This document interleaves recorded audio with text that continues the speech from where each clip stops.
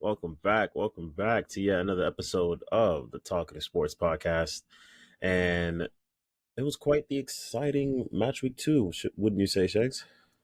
Yeah, pretty exciting. A couple of good games, a couple of terrible games, depending on your point of view, but it's always entertaining. So yeah. Okay.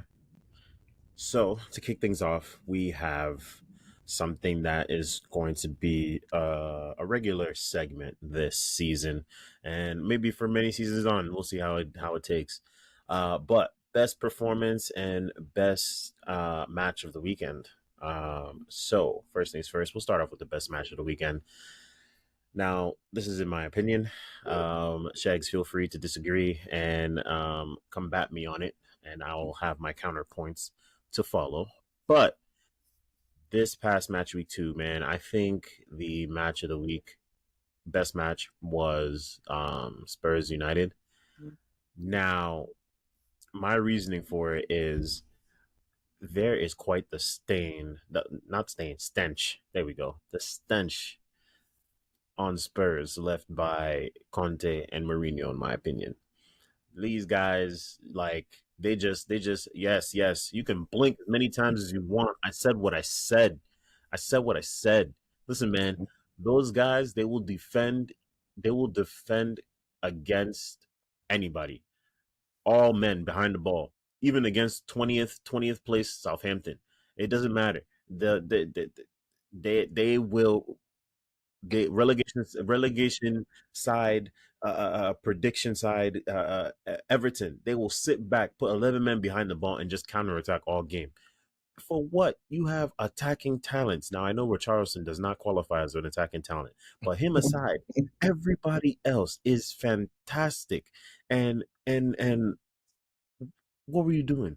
Just sitting back and just letting it go to waste. Breaking Harry Kane's back with all the pressure he had to carry, all the passengers he had to carry. Now, that being said, I say all that to say this. My God, they played some great football on Saturday against Man U, bro. Man U, honestly, they got played off the park, bro. Got played off the pitch. They were hapless. They deserved to lose that game. In fact, they probably deserve to lose by a lot more. The 2-0 scoreline is probably being kind to them, if we're being honest. But yeah, man, I'm very, very, very happy with what I'm seeing from the Spurs. And this is as a neutral, not as a Spurs fan. I'm very happy with what I'm seeing. And I think Postecoglou, I think I said that. I'm not even gonna try. Yeah. I think he's off to a great start as manager, and the transfer window is still open. I think they get a striker in to replace Harry Kane, another midfielder to support Madison because he can't do it by himself, and I think they're good to go. I think they might be good to go. Well, I mean, it depends on their signings because I can't look at this game and think, oh my God, Spurs are back Oh, because I it's ain't say like all that now. it's like back to what exactly, and if they don't make any important major signings for their coach, it's probably going to be the same old Spurs. They're flat into the sea. Like in Man U 2-0, it was a very good game. They dominated, but it's Man U. It's another team that will struggle to qualify for Europe. So it's just like two teams that want to do great things, but uh, Spurs especially aren't going to do anything. Man, no, I can see them getting their shit together and playing better, but I don't know. I think they just expected Spurs to flip over as they usually do, but this time, Spurs have a different mentality nowadays. They play They the got attack. nothing but fight. They got nothing but fight. And yeah, they can't rely on Kane to carry them anymore. So it's like everybody else got to step up, and it's the guys like Sar and Busuma that some like I don't know what kind of power up they got over over the summer, but they look really good in that midfield, and Man United's Mhm. midfield is really soft too. So it wasn't surprising to see them rip them I'm boys up. glad you brought that up because there's one person in particular in that Manchester United midfield that I really wanted to ask your opinion about, considering he came from your house. He was raised in your house, Mister One Mason Mounts. What's going on with him, man? Is this the Miss true Mason Mount we're seeing? Is this what we have to expect going forward? No, I mean, I think this is what you should expect because the way he snaked Chelsea, like the grass isn't always green on the other side. I mean, There stop is it. no sifting Y'all did not want to pay chip him. around him. Well, Don't say it was snake. based on the Business is performances business. you're seeing, do you think we should have paid him? Should we have been paying him 300K a week to do what Hey, that's exactly? 2020 hindsight. He's done a lot for you. Well, Man, a yes, Manchester that's why we United fan can wanted to say that. keep him. That's why we wanted to keep him. But he apparently home Trafford is like a homecoming for him, and But I you did wish not him want to pay all the him. worst. It's not that we didn't want to pay him. He already made up his mind to leave. Like it Because you doesn't. didn't want to pay him. So like You disrespected him. that's just not like we're not paying anybody else that type of money either. You know, all those offers like the big money were pretty much all before Bowley's time, and most of those players are gone now. Like we didn't want to pay him. We didn't want to pay him what 300K a week. He should have still stayed. He should have stayed Nah, it regardless. wasn't that Like high. I think it was like he 250. should have stayed. 250, 200. We Yeah, but made him y'all an weren't offer. offering that. We did Y'all we didn't match Man U's at offer. the It end, was at less the than Man end, U's after offer, but hey, at the end, it took Man U to drop an offer for you before you guys even thought to get that high. That's disrespectful. it's not disrespectful. That's crazy. It's us changing our wage structure and offering him an incentive based wage, which If makes sense. Marina, If he if Ma- performs, we would pay him. if That's how Marina was it's gonna still be. if Marina was still the head of football, would she have gone about this the same way?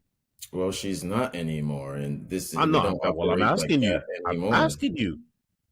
So I'm asking you. Would she have gone? I guess we'll never know because Marino was here while his contract was starting to go down and when he was going into the 2 years left. She could have offered him a deal then, but did she? I mean, She that's not didn't. typical time. That's not typical time to re up a player's contract. You do re up if it's a player you want to keep. You re up at around the 2 year mark that before it goes Oh, down to come the on. wire. You don't wait to the final One year, year. You one don't wait to the final year when they can start receiving the last offers. 18 months. The last 18 months is when you start doing it. Not at the come on now, not at the full 24 month mark. Now, within those last 18 months, a lot happened. You had that credit freeze.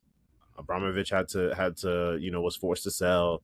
She wasn't able to do her magic. So we can say bad timing on that. Yeah, maybe it's bad timing. Maybe it's Mason Mount turning into Money Mason and thinking that I just want to get paid because I still don't see any reason why he would want to force a move to Manchester United. I still don't see like if it's a money thing, it's like okay, enjoy the money and enjoy stinking it up and not doing anything of value at Manchester United. He should have stayed and grinded like the So now, others. what will you say if they finish above you in the league? Well, I would say that this is a team that has been building and growing for years, and we're just getting started. We're starting from zero, so it's like I don't expect. Well, it's like we can't play a game without getting a long term injury, so it's like I don't I can't even tell you what's gonna happen next. I just hope that we will finish in a European We'll place at this point. we'll get to Chelsea in a second. We'll get to Chelsea in a second. But before we move on to the best performance of the weekend, any last thing you want to say about this match in particular? Um, no, not really. Manchester United got cooked by a better Hmm, team, and hmm. Spurs showed up and put in a performance that they'll knowing Spurs, they'll milk for a couple months and then they'll realize that they're still somehow in like sixth or seventh position and they're not really challenging for nothing. Now, one last question I'll ask for you real quick on United side of things, since we know we're pretty good on Spurs. Spurs is in good shape. Now, for United, specifically Ten Hag, if you're Ten Hag, where is your worry meter on a scale of 1 to 10 right now? Well, it should be he should be pretty concerned right now So because give it a number. 10 being the highest, I would Yeah, say he should have a like a level 7 out of 10 level of concern because already. he needs to, no, it needs to be high because it's like he can't just think, oh, everything is okay. The last two games were a one off, like what if Nottingham Forest show up on Saturday and decide to ball just like Tottenham did, and then they go to Arsenal, and then Brighton visits, and then there's Burnley. Like they got to figure out how they want to play and how they're going to score goals now, and they can't even turn to their new signing, the striker, because he's still out, and Mason Mount. I don't know what they want him to do. I don't see how they want him to operate in their system because like it seems like everything Mount was doing for Chelsea is what Bruno was already doing for Man U, and now it's just like they have an extra body that's kind of lost and being don't know if he's a CM or a DM or AM. He doesn't really have a clear role at Chelsea. It was okay because when he was good, it was just vibes. It was just vibes football. Like he would just get the ball, make something happen, and just drift around. But like now, he needs a set role. You need to protect him and make him look good. At least get him doing something that works and that works with the rest of the team. Because I'm not sure he doesn't know how to play with his teammates yet. So Ten Hag Fair needs enough. Fair enough. he needs to work hard right now and fix it before it's too late. Fair enough. And I was acting surprised, but I'm only off by one. When I compare mine to you, I'm not as quite as high. I'm at a 6, and I'm at a 6 because for the Nottingham Forest game, I'm expecting some changes. Word on the street is Anthony Martial should be fit for that game. If Hoyland isn't fit, then I expect Martial to get slotted in at the number 9. Rashford gets pushed out to his natural fit at the left-handed side, and there just hasn't been any production from Anthony, Sancho, or Garnacho. So I would be very surprised if Ten Hag doesn't push out Mount to the right, seeing as he's played on that side at Chelsea before, and you kind of just McTominay's still on the team, right? He hasn't been sold yet, right? So Mm, you could yeah. reintroduce you could reintroduce McTominay into the midfield. You go with McTominay, Bruno, Casemiro, and then you have your front three of Rashford, Martial, and Mount. So I'm expecting something along those lines. I don't know if that'll be the exact midfield, but that front three, that's what I'm expecting to be out there. If Ten Hag is trying to save this poor start. And that's where we'll leave that. Moving on to the best performance of the weekend. This one doesn't really go to a team this week, although it can on other weeks. But it was just one player, and this might be a bias that I have. And if it is, bite me. But I gotta give it to my guy, my star boy, Phil Foden. My goodness. So Manchester City played against Newcastle, and when I tell you Phil Foden turned into Phil Silva, David Foden. I don't care what you call him. The man was David Silva esque.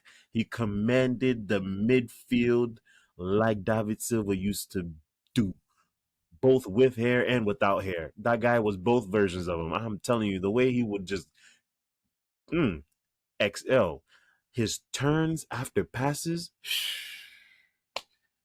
The turn into the first touch off rip, just right, takes out a defender, and he always keeps his head up.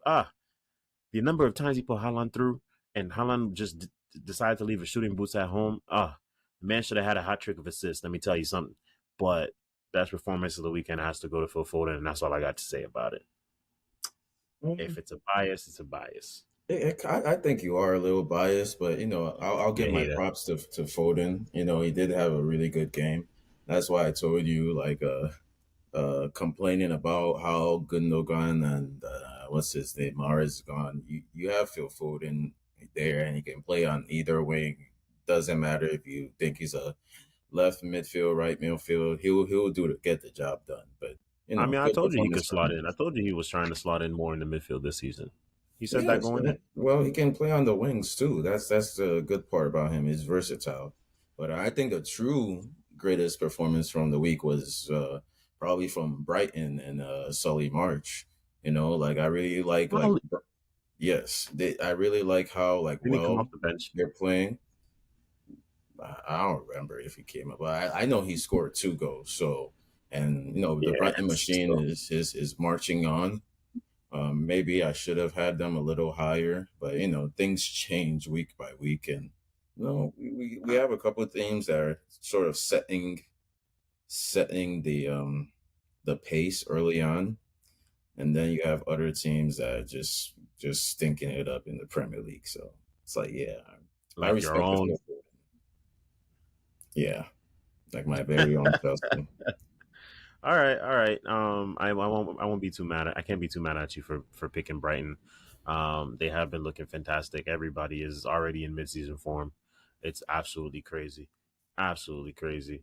And you're right. I definitely should have had them a bit higher. Now that I think back, I don't think I included them in my top six, which was definitely a mistake on my part. Can we add an extra section called um disaster class of the week, and can we give it to Chelsea because that was a disaster class? I uh, mean, we have the rest of the match week to recap, but since you want to start with Chelsea, let's start with Chelsea. Chelsea and West Ham. So, you know what? I'll give you the floor. Go ahead. Vent. Man, this is yet another week where Chelsea should have easily won this a game, and this Nah, I won't time say they easily decided now. to stink up the pitch even worse than they did against Liverpool. Well, I wouldn't say they stunk up the pitch against Liverpool, You. but they definitely stunk it up at West Ham because like there's absolutely no reason why Enzo Fernandez should be taking penalties. I'm like, every other team, they have their attacking players and strikers and wingers taking penalties. Why is Enzo taking penalties for Chelsea? Like, Did Poch actually tell Enzo to take the penalty that if match? if he, I don't know if he did. That's just some insanely stupid decision. Because I checked, the last time he took a penalty was when he played for Rio Ave. So it's like, why is this guy taking penalties? He doesn't take them. Like, no, Sterling could have taken that. Jackson should have taken that. He should have given it to Jackson. Like, let the attacking players score goals. Like, we don't need Jorginho. Jorginho is an aberration. Like, we don't need Enzo. We don't need it to be Jorginho. We need to set them up, not miss penalties. And then what happens next? They go up 2-1. They get a red card, and we still somehow manage to concede another goal. Caicedo comes on. The roasting sessions. Sometimes you just gotta put down your phone and admit defeat because, yeah, it's like I don't even know. Well, thankfully we have some easier games. The Poch era Are they hasn't been though? quite. West Ham was supposed to be an easy game. It was like that's why we have an even easier game than West Ham next, and hopefully we can get a win here because it's if we do not get a win, you Are you already know sure? that you already know the agenda I had coming into this season, but preseason was like, okay, maybe You this know will. you know your track record with former players, and Luton Town just signed one. Are you Who could sure? they have possibly signed that will make them beat us as a former player? Who was it? Tell me. Tell me who is going to be our downfall, please. I'm looking. I do not see it. I'm trying to see what you're talking about. But One yeah. Ross Barkley. Oh my god, bruh. Oh, we'll see. We'll see. Like if Ross was in the Chelsea team, and I would say it's more likely he scores a own goal than scores for Chelsea. So it's like, should I really be scared of Ross Barkley? No, Yeah, but that's the thing. He's not in but the Chelsea he's team. not on the team anymore. So we'll see. But still, at the end of the day, we should win that game. We should win that game comfortably. And if we Ross don't, Barkley, 2 assists. whether Ross Barkley wants to turn into Messi or not, we should win that game comfortably. And if we don't, then you know, it's gonna start getting toxic. You thought it was toxic already with Sterling. It's gonna start getting a little more toxic in You're here. very And toxic with yeah, Sterling. He was your best player. it didn't do anything. That That would. Oh and my god. my problem with Sterling is he does not produce on the pitch. He dances around. The media always give him 7 and 8s, but he has new 0 goals and assists. If his name was Olu Sterling Rahim Olua, they no nobody would be as patient with Oh, him he should have as he gotten. was. He should have He, gotten 2 assists he, in that match. he should have He should scored. have got. He should have No, no, no, no, no, he no, no! should have Don't do that! Don't scored. do that! Don't do that! He should have gotten. He should have gotten 2 assists in that match. Shoulda, coulda, He woulda. he He he got. didn't. What do you mean? Enzo missed the penalty. He He's the one that didn't. drew the penalty, He should and have then taken the and penalty. oh goodness me! Why is Enzo Fernandez taking penalty when Raheem Sterling is on the That's a question. pitch? That's a question for your manager. That's a question for No, your that's a manager. question for Raheem Sterling. Why Bro. is Enzo who is why is Enzo Fernandez taking penalties? You won it, take it. At the end of the day, my problem with him is that he does not assist or score. Should have, could have, dribbling, create chances. He did not assist. He did not score. That's what I'm really upset with. I don't hate the guy. I want him to score. I want him to Looks like assist, hate to but he's me. not doing that. All right. Well, He's time will an tell. Time will agent. tell. Maybe. He's a Man Maybe. City agent at this point. Yeah. Maybe his season will get better. Who knows? I mean, yeah, Um. yeah, we'll see. Okay. Last match I kind of want to go over from the Premier League round of fixtures. Is Aston Villa. Man, they put a beat down on Everton 4-0. Aston Villa's looking scary this year, bro. Oh I'm yeah, not that's sure. I'm not sure the top six this year will have the usual top six. I think we might have at most maybe two out of the usual.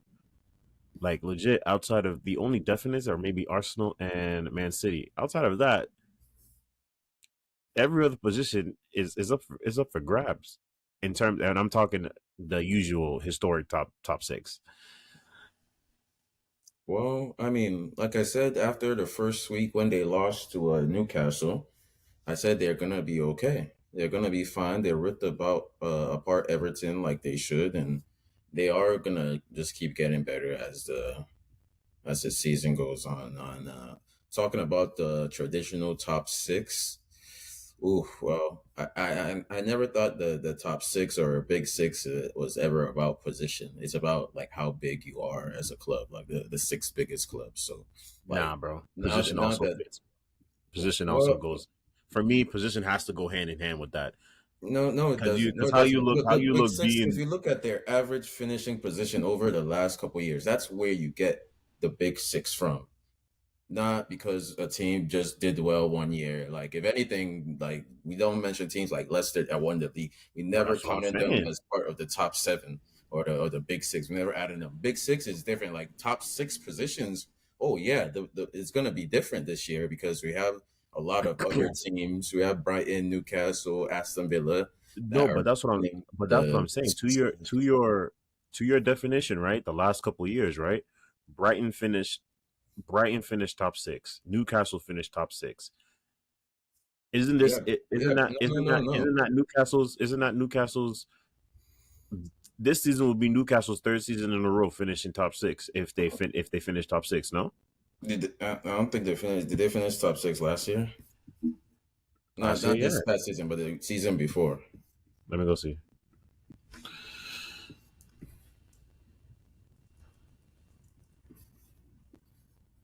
No, Newcastle finished 11th. The season in 11. 20 in 21 Uh, 22. okay, 21, 22. Okay, so last season they finished top six. This season they finished. I'm predicting they're going to finish top six. So yeah, my thing still holds strong to yours because if they finish this season top six, they finish next season top six.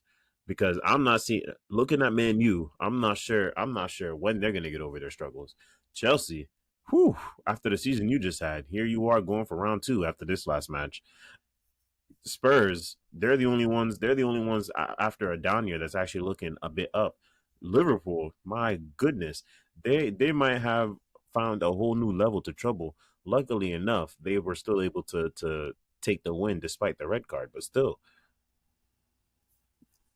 I'm saying though, like you have to finish in the top 6 or 7 consistently for years before you start comparing. So Like how this top many? 6 thing has been it's been a Premier League thing that has developed over 2 decades now. You don't just So finish in the before, top 6 one time and then you're so like, oh, the top 6 is gonna change. No, maybe when they get so to it, let them be as big as Tottenham first, and then man says Tottenham. So yeah, yeah. before you could start considering to be in trouble, how many years does it have to be for you for them to finish top six consistently for you to consider places to be in trouble? Because you said it's years, so put a number to it. How many years?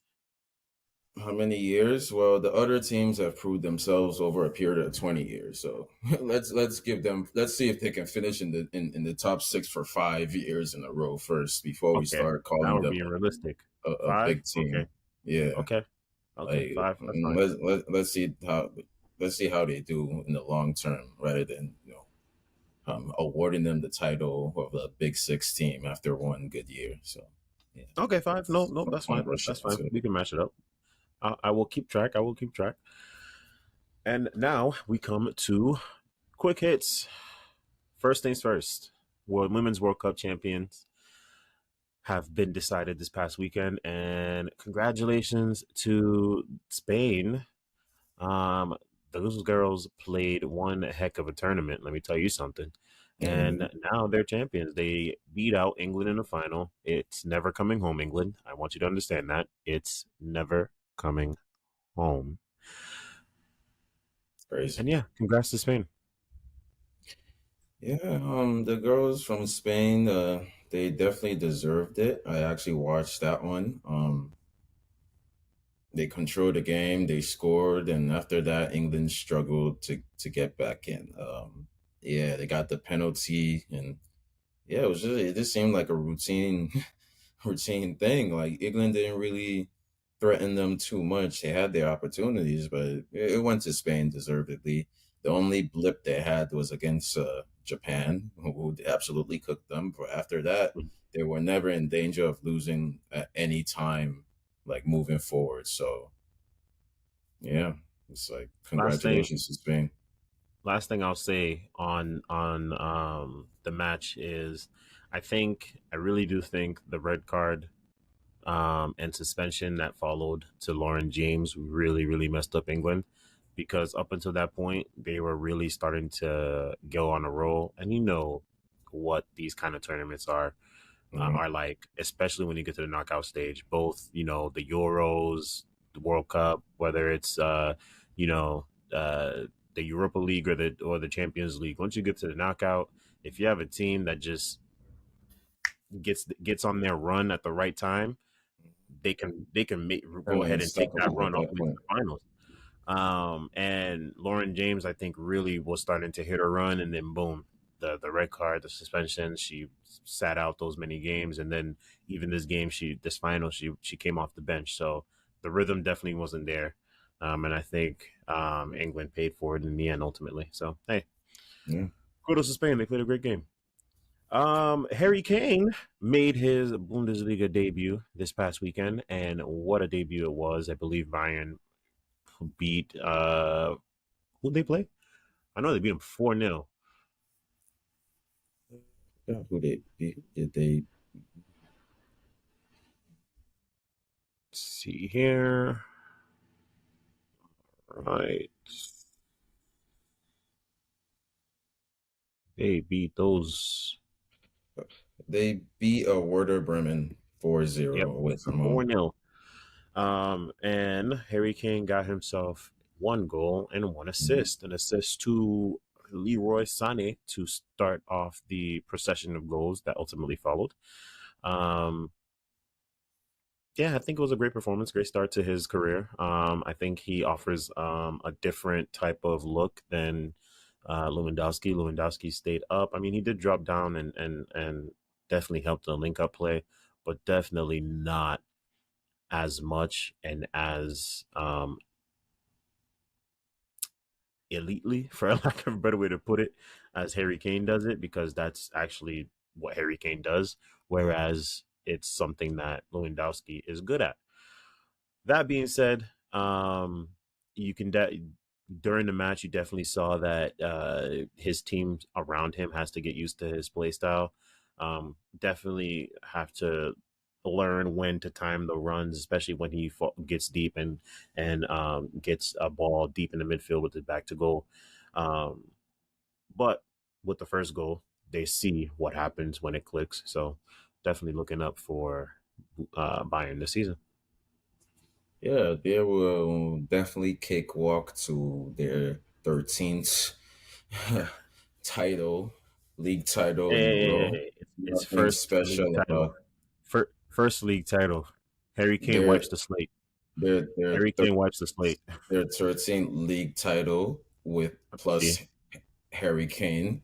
They'll cakewalk. The question is, can they win a trophy that actually matters, like the Champions League, which should be of course Harry Kane will finally collect a trophy, but like I don't think I so don't. I, so what Bayern they will be their 13th league in a row. So it's like, can they win the Champions League though? Well, that's what they should be aiming for to win, because we I all know think what's going to happen at the end of the season. They're just going to lift another one, especially now I that they have Harry Kane. I definitely think they're going to win a Champions League during Harry Kane's time at the club. However, I just don't think that's going to be this year. Honestly, I don't think they will, but we'll see. I think you can take a man out of Spurs, but you can't take the Spurs out of a man. So Well, I guess time will we'll tell. see. See. Let's move overseas now. Well, not really overseas. I guess. Yeah, now that I think about it, not really overseas. But anyways, on Overseas. the way to La Liga, let's discuss the fantastic start of one Jude Bellingham. That is two games, three goals. He got two goals in this past game, this past week, and he is filling in quite nicely into the team. And Benzema, who Yeah, you got Bellingham balling out, and yeah, I guess I'm happy for him. I still think they need to put in a bid for Mbappe, and then they will be basically unstoppable. But it's Madrid, man. Who did they beat? Like, this is another team where it's like at least they have competition in Barcelona, but it's like, yeah, do they good though? for them. Good for them. I mean, Barcelona defending champs. Yeah, If but they're not playing like it. I think well they have a draw and a win, so they're still playing, but Very Real unconvincing Madrid performances. could walk away with this guaranteed if they get Mbappe. Yeah, Mm, it's just another like, you see how the big teams always struggle, only really struggle in one league, and that's the Premier League. But everywhere else, it seems like they do what they do. They just win, and the competition can't compete. Like, of course, Bellingham is balling out against Almeria.